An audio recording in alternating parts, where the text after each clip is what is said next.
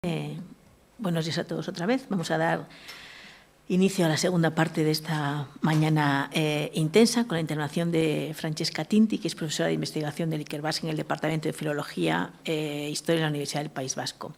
Es licenciada por la Universidad de Bolonia y doctora por la Universidad de Padua. Antes de incorporarse a la UPV, en el 2009 trabajó durante varios años en las universidades de Cambridge y Bolonia. Su investigación incluye la historia religiosa, social y cultural de la Alta Edad Media y ha publicado extensamente sobre cartas y cartularios, prestando especial atención a las integraciones entre el latín y las lenguas vernáculas en las prácticas documentales de la Inglaterra altomedieval y los territorios francos orientales. Y le doy paso a su comunicación, Local Assemblies in Pre-Conquest England, The Evidence of the Worcester Charters. Muchas gracias, Marca. He dudado mucho si hablar en inglés o en castellano o en italiano. Al final lo vamos a hacer en inglés también, porque obviamente es más fácil teniendo toda la bibliografía y mis publicaciones sobre este tema también en inglés. Well, first of all, I would like to thank Juan Antonio for the kind invitation to speak at this conference and the opportunity to learn more about the project he directs and the work of the other participants in this event. I'm going to contribute to today's discussion on local societies by looking north and more specifically to England in the period before the Norman conquest of 1066, building on research that I'm carrying out within the project that I direct here at the University of the Basque Country with Juanjo Larrea, who unfortunately cannot be here because he's speaking at another conference somewhere else. My aim today is to cast light on a specific aspect of early medieval local societies, namely local assemblies, the local elites who attended them, the business they dealt with, the networks that emerge from the extant documentation, and finally, the extent to which lay participants would be involved in the written production of local assemblies. More specifically, I'm going to present and discuss the features of charters issued in the 11th century shire assemblies, which took place in the West Midlands, a term which is used nowadays to refer to the region highlighted in red on the slide. Most of the records from this area and period come down to us through the medieval archive of the Cathedral of Worcester, which has preserved the largest single collection of Anglo-Saxon charters, though numbers here are much lower than the ones that Wendy or Julio were referring to. And these charters have been preserved mainly, but not exclusively, thanks to the compilation in the early 11th century of a cartulary known as Liber Vigorniensis, from Vigornia, which is the Latin name for Worcester. So Liber Vigorniensis, this cartulary, is especially important for the purposes of my talk today, because as well as being the earliest extant English cartulary and having preserved a high number of charters, it also contains the earliest attestations of the existence of a shire system in this area of England. And that is because the cartulary, which has a coherent geographical organization, contains a series of headings which refer to the shires or administrative regions in which the lands dealt with in the documents of each corresponding section were located. On the slide, you have two examples, one mentioning Winchcombeshire and the other mentioning Gloucestershire. And these were two shires centered on the towns of Winchcombe and Gloucester, respectively. And on this not particularly professional map that I have lifted from a volume published in the 1990s, you can see the extent of Winchcombeshire, here in the center, Gloucestershire, in the early 11th century, together with the other shires appearing in the cartulary, where the vast landed estates of the Church of Worcester were located. Shires were districts that served as units of local government for military, legislative, and other administrative purposes.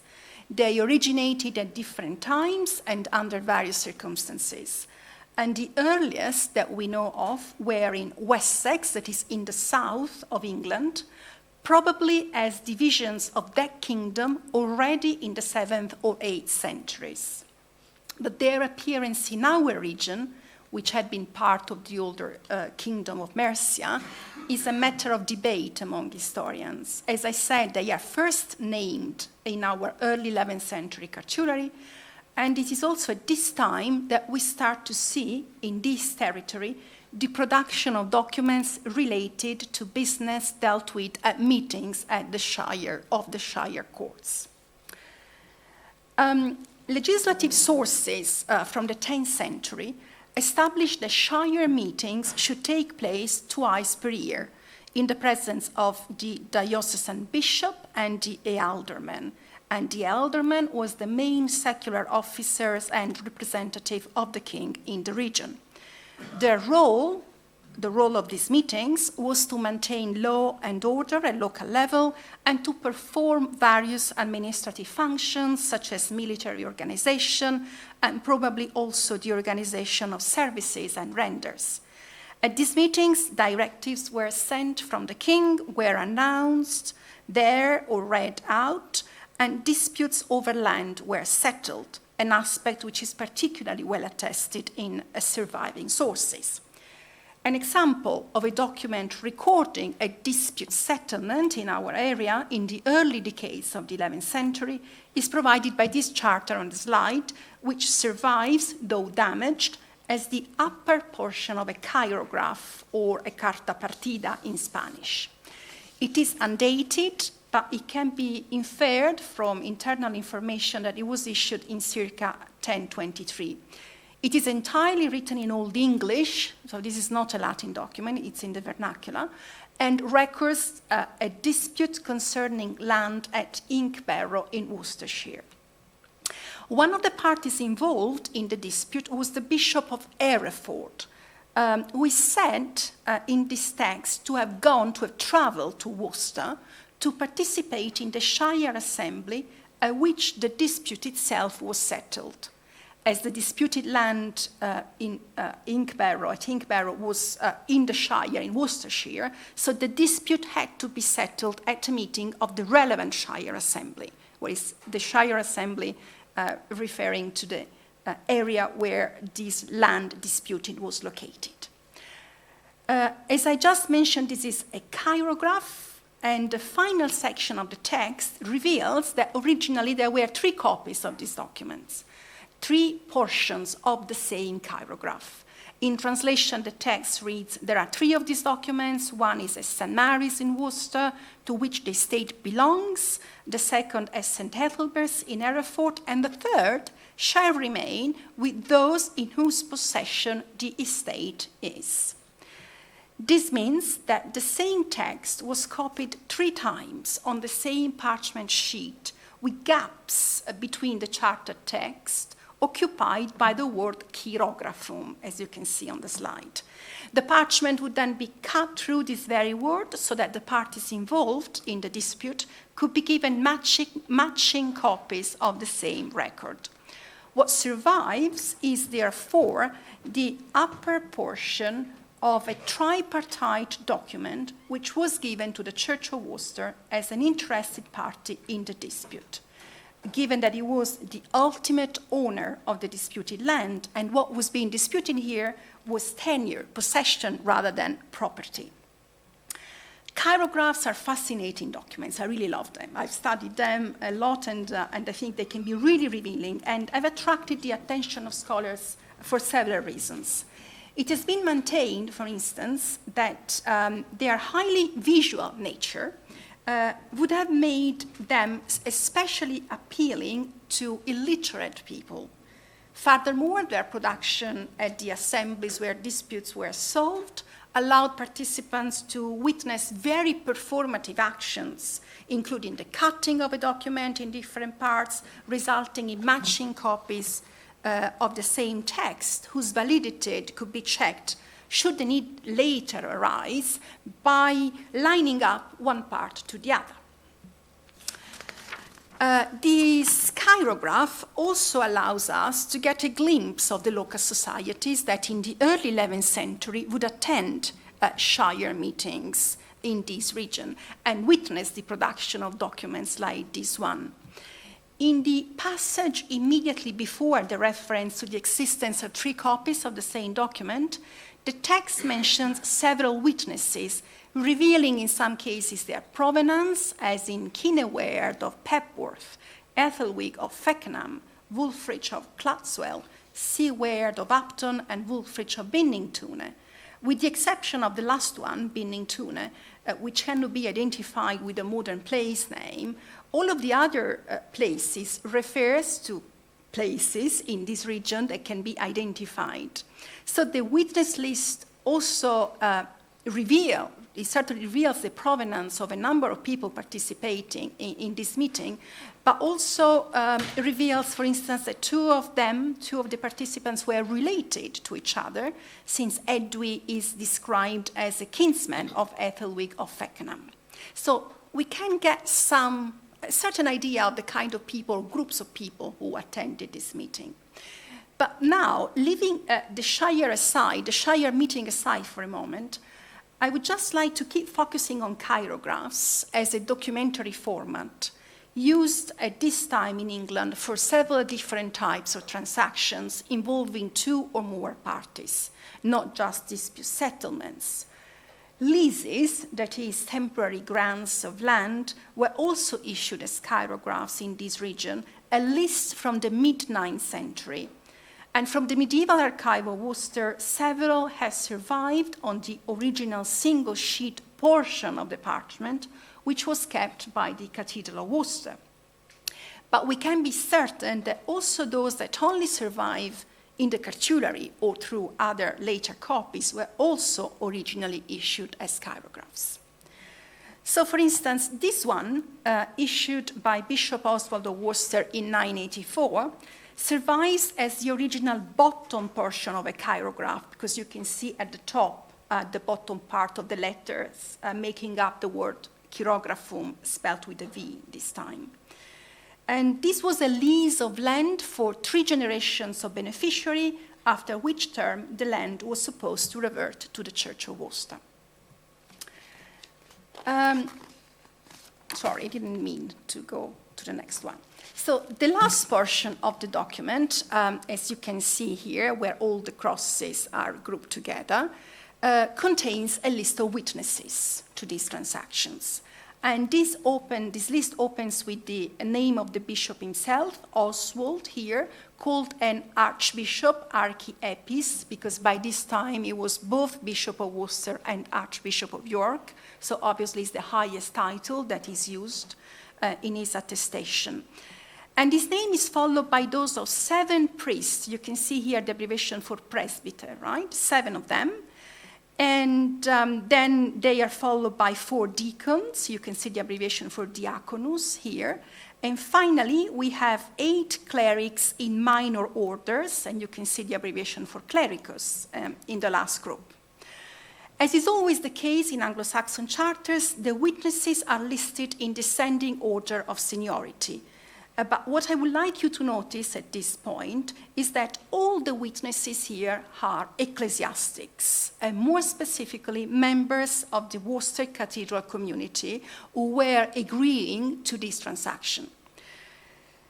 So this transaction, like all the other Worcester leases that survive from the 9th and 10th centuries, appear to have been a relatively private affair, involving only the bishop, his community, and the beneficiary of the lease itself. But as we move into the 11th century, things begin to change. This is another lease, another chirograph, as you can tell, which is the earliest 11th century lease surviving from the Worcester archive.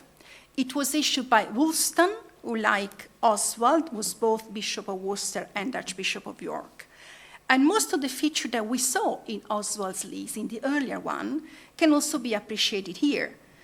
This is, again, the bottom part of a chirograph. Its dominant language is Latin.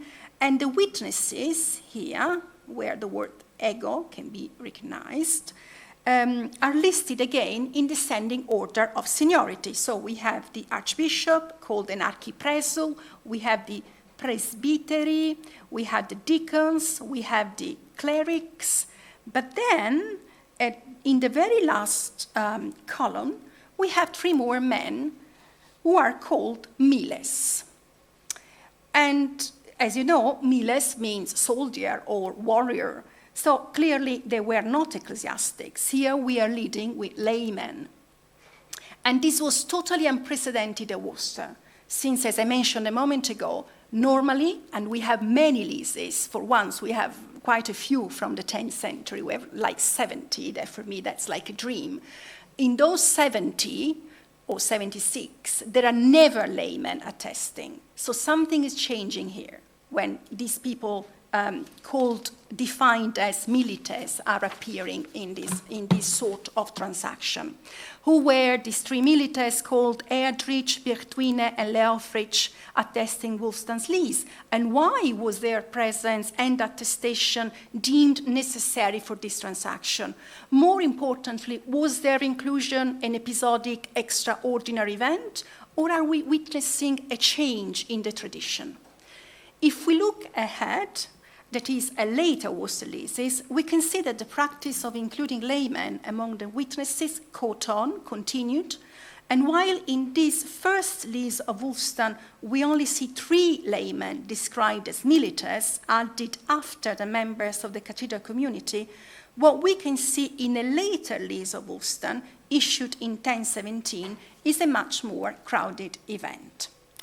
So here you have the text of another lease, which only survives, as you can tell, as a copy made in the 17th century, at a time when the parchment was already considerably damaged. You can see here carta lacera, so the 17th century copies is already telling us this was already damaged. And you can also see lots of gaps there, lots of blanks, because they couldn't read what was there on this damaged parchment. But if in the earlier lease of Wulfstan, the novelty was the inclusion of 3 laymen among the witnesses, this slightly later record clearly shows that the nature of the assembly at which the transaction took place was different. There is something new going on here. And let's take a closer look now at this transcript, at the witness list section of this transcript, in which a clear effort seems to have been made to reproduce the names of the witnesses following the column ordering and grouping employed in the original that we don't have anymore. So once again, we have Wulfstan at the top, but then his name is followed by those of 3 more bishops. You can see here the abbreviation for episcopus, right? Then we have 2 abbots, abbas, and then we have a monk, monachus, that I think ended up there by mistake because the original scribe didn't calculate the space necessary correctly, and I will show you why in a moment. And in fact, for that reason, I just add that line now to make clear why I think there is a mistake here on the part of the original scribe. Moving on to the second column, we have 2 people described as dukes, and these are the 2 ealdormen that I mentioned before. These are people who represent the king in this region, and one is Erdrich, ealdorman of Mercia, and the other one is Leofrich, ealdorman of the Wice, which is a smaller section of Mercia, of the old kingdom of Mercia. These are followed by 6 men called minister. These are ministri, that is thanes in English, meaning local aristocrats with substantial amounts of land. And we can leave this deacon aside for the time being. And in the next column, we have 2 more, presumably laymen, with no style, no title next to them. And then, interestingly, among these laymen that appear in this transcript, we can see that 3 of the names correspond with those that we saw in the slightly earlier lease of Wulfstan, Eadrich, Birtwine, and Leofwine. appear here as well. They were described as milites there, and two of them appear here as ministry or thanes. It would seem, therefore, that these three men were local aristocrats who could be referred to in charters through mention of either their military role or their social rank. What is especially significant about this list of attestations is the fact that the inclusion of 3 bishops, 2 aldermen, and several thanes points to an important local assembly, and more specifically, I think, a meeting of the Worcestershire Shire Court. Unlike the dispute settlement we saw at the beginning of my talk, here in this text there is no mention of a meeting taking place. There is no mention of anyone having to travel to go to the meeting. So this is mostly my deduction, thinking that because of the people that we see here mentioned, named, we are dealing with another Shire assembly.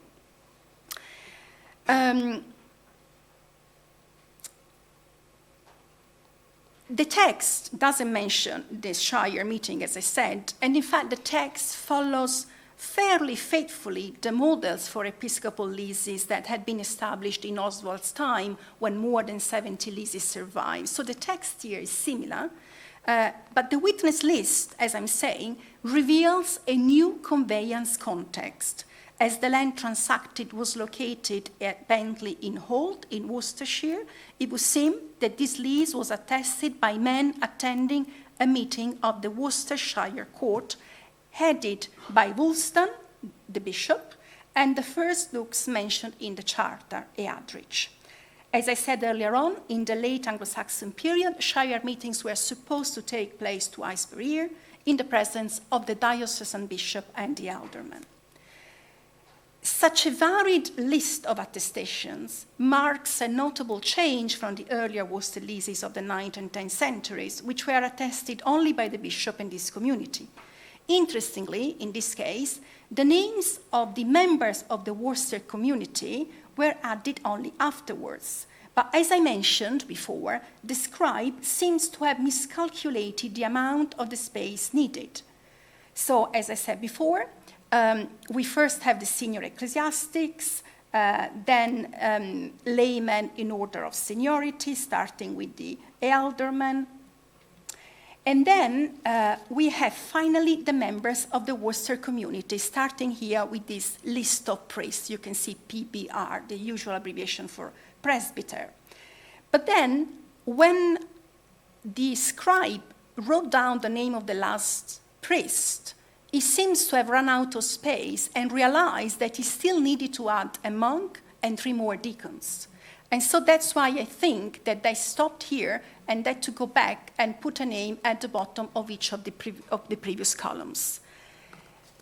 This situation, this grouping, I think is compatible with the situation in which the members of the cathedral community were initially not involved in the shire meeting, because they would not all leave the cathedral precincts to attend the shire assembly. The scribe would have thus miscalculated how much space was needed and ended up adding names at the bottom of each column. So if, as I am suggesting, this lease was issued at a shire meeting, its production allows one to appreciate the development of a documentary practice whose legal significance was still the same. This was still a lease for 3 generations of beneficiary, but whose conveyance context had clearly changed. Back in the 9th century, when the Worcester leasing tradition is first attested, there were no shires in the West Midlands. From that time to the end of the 10th century, the leasing of small portions of the cathedral landed estate appears to have been a more private business involving, as I said, only the bishop, the beneficiary, and the cathedral community. The earliest signs of a change can be noticed in Wulfstan's time in the early 11th century. And one cannot help but wonder whether this archbishop played a role in promoting such a move, so that leasing transactions came to be included among the dealings that the shire assembly was supposed to regulate through a practice that continued up to the Norman conquest.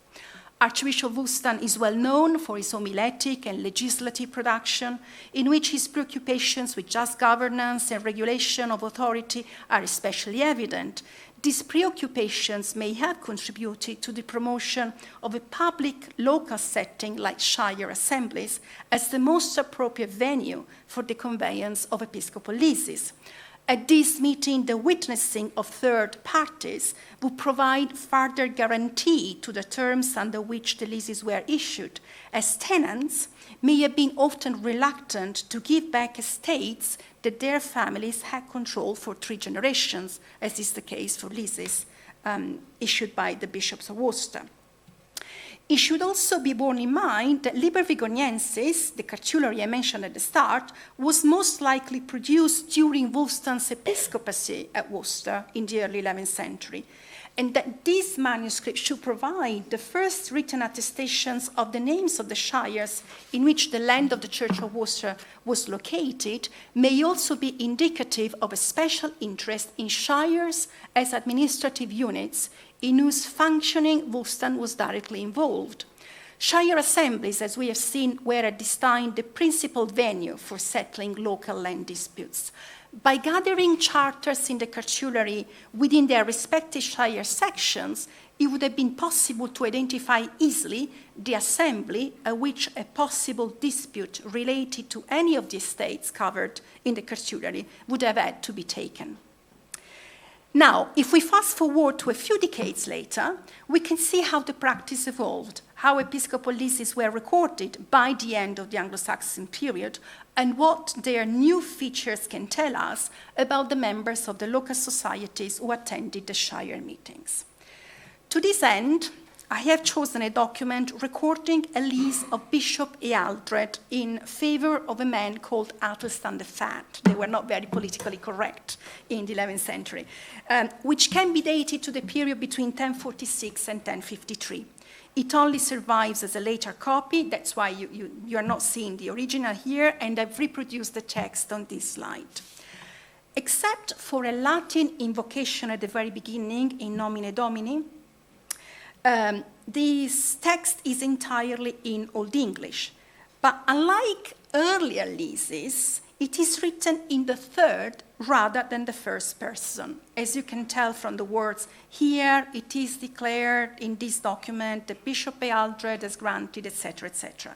So we no longer hear the bishop's voice. In earlier lease, it was, I, Oswald, give this land to. So we no longer hear the bishop speaking in the first person as the main actor granting the land, but rather a third-person account of the transaction. Since their first appearance, the Worcester episcopal leases had undergone several developments. Their most immediate inspiration would have come from Latin royal diplomas, but with time, the more frequent use of the vernacular and the inclusion of the Worcester leasing agreements within the shire court's agenda led to an alignment of these documents with other vernacular records produced at those meetings, like the dispute settlement that we saw at the start. As a result, the transaction recorded looks more like an agreement between the two parties involved than grants of the bishop.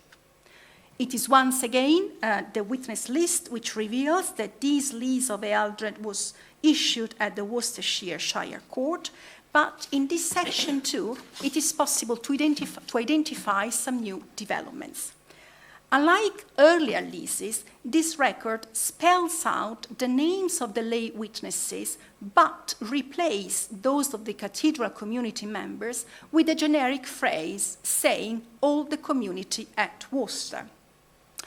So in a modern English translation, this reads, the witnesses of these are all the community at Worcester, and Abbot Manny, and the community of Evesham, and Abbot Elfrich, and the community at Pershore, and Earl Leofrich, and Dotta, and Elfrich his brother, and Britrich Helfger's son, and Etherich, the bishop's brother, and Leofrich, and Wine, and Wagen, and Atzer, and Chelmer, and Ordwig, and Wulfrich, and Elfrich of Comberton, and Godrich Finch, and Brechtwine, and Cola, and all the thanes in Worcestershire, both Danish and English.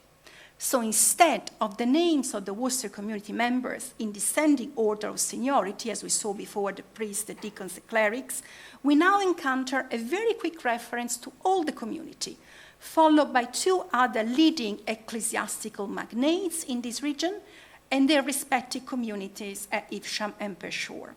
In their turn, these are followed by Earl Leofridge, again, the main secular authority at the Shire meeting, and several other laymen. Among these laymen, there are specific groups whose names often appear together, not just in documents issued at Shire meetings, but also in the list of attestations of royal diplomas. For instance, the Odda named here is the man that we know also has Odda of Deerarst in Gloucestershire, because he owned an important estate close to the famous Anglo-Saxon church of Deerarst in Gloucestershire, where he also built a chapel, which is the one on the right, in memory of his brother Elfridge, who also appears in this charter, which was issued only a few years before his death. So you see there, Elfridge, his brother, the brother of Odda. Brithridge, the other name here highlighted in red, described as the son of Elfgar, may also have been a kinsman of Odda's and his brother. His family had been patrons of a nearby important Minster church at Tewkesbury for 3 generations, and this Brithridge still controlled the same estate there on the eve of the Norman Conquest, as attested by Domesday Book. So the names of Odda, Elfridge, and Brithridge can also be found together, attesting contemporary royal diplomas. These 3 prominent local men are followed in their turn by a man named Ethelredge, who is described as the bishop's brother. And one would think this must be the brother of Ealdred, the bishop issuing the land. But in fact, from other sources, it can be gathered that this man was the bishop of another earlier bishop of Worcester named Bricthair. And it's interesting that he's described as the bishop's brother, as if that had become a sign of his identity, as if that had become a sort of byname for this man. He is known to have accumulated a lot of land belonging to the Church of Worcester through various leases. And so it seems that being the brother of this previous bishop who gave him a lot of land, gave him quite an important identity, and his description is perhaps akin, similar to this other man called Brithric, Elfgar's son. So we are assisting at bynames regulated by important aspects of their kinships. So we are seeing kinship networks, social networks emerging from this description. And there are other people in the list who would seem to have also benefited from their relationship with this deceased Bishop of Worcester, like Atzer, Elfridge of Comberton, and Godrich Finch. So we do not have the time to dig deeper into this witness list, but by comparing these names with those contained in Domesday Book and other sources, it is possible to reconstruct the landed estates of several of the people attesting this document, as well as their kinship and social networks. We see the highest levels of officers, aristocracy, and landowners in Worcestershire, among whom Odda of Deerarst had a special place.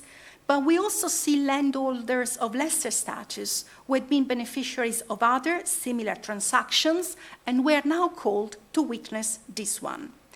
The way in which the lease and its witnesses are recorded provides more detail for lay participants in the Shire Assembly than the ecclesiastical witnesses, who, except for the 2 abbots, are grouped together as members of the same communities rather than being individually named.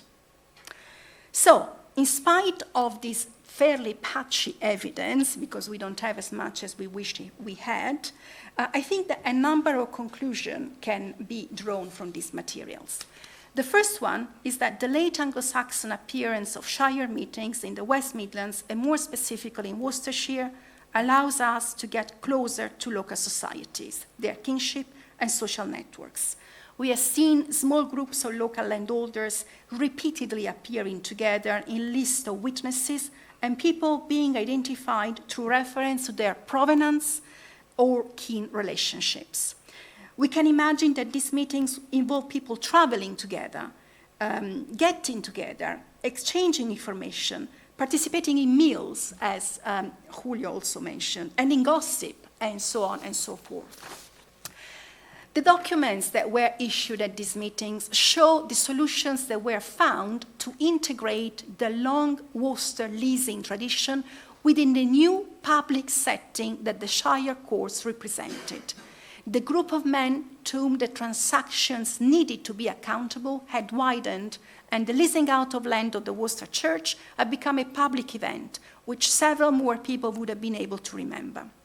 In this process, the witnessing of the members of the cathedral community seemed to become less important, as they went from being listed individually in order of seniority immediately after the bishop to becoming, in one case, a sort of afterthought, and later being quickly hinted at through reference to the entire Worcester community. Laymen, by contrast, acquired an unprecedented visibility, facilitated by the mechanisms regulating the functioning of the Shire courts, the transactions that took place there, and the records that were issued. It is, of course, difficult to establish the extent to which these laymen were involved in the use of the written word attested by these chirographs. There are various aspects one can point to. Levels of literacy among those involved in producing and attesting the charters would obviously vary, but witnesses may have been able to recognize their respective names in the list of attestations, which, as is well known, were never autographed in Anglo-Saxon England, but always written by the main scribe of the charter. Some of these men may have also been able to read the text of the vernacular document, and they would have all witnessed the highly performative actions that the production of a chirograph with the cutting and distribution of its various portions entailed. Thank you.